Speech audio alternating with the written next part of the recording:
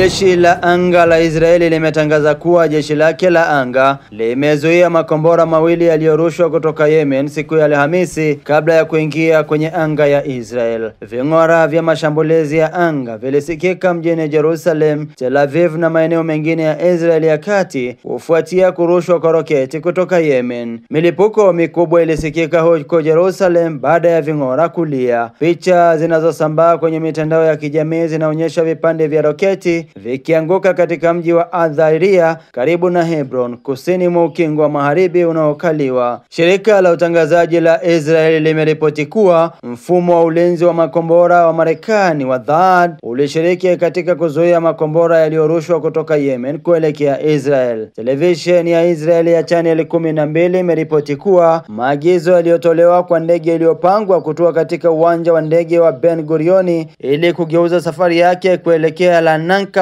Cyprus sanjari na kuzuiwa kwa makombora. Kwa upande wao, Wahudhi walisema walilenga uwanja wa ndege wa Ben Gurion na kambi ya kijeshi katikati mwa Israeli kwa makombora mawili. Televisheni ya Al Masira yenye uhusiano na Wahudhi iliripoti kwamba makombora mawili yaliyotumika ni kombora la ballistic la Dhul al-Fikr na kombora la Palestine 2 na hypersonic. Kituo hicho kiliongeza kuwa Wahudhi pia walilenga meli za kivita za maadui katika Bahari Nyekundu, ikiwa ni pamoja na meli ya kubeba ndege za Marekani ya Truman. Waasi wa Kihudhi wanarusha makombora kuelekea Israeli kutoka Yemen kwa kile wanachodai kuwa ni kuiunga mkono Gaza, huku Israeli ikirejelea operesheni zake za kijeshi katika ukanda wa Gaza takriban siku 10 zilizopita. Kasi ya kurusha roketi kutoka Yemen imeongezeka, huku jeshi la Israeli kiripoti kuzuia makombora 6 katika kipindi cha wiki iliyopita. Hii ni TMC News Update kimataifa. Mimi ni Ronald Sonyo.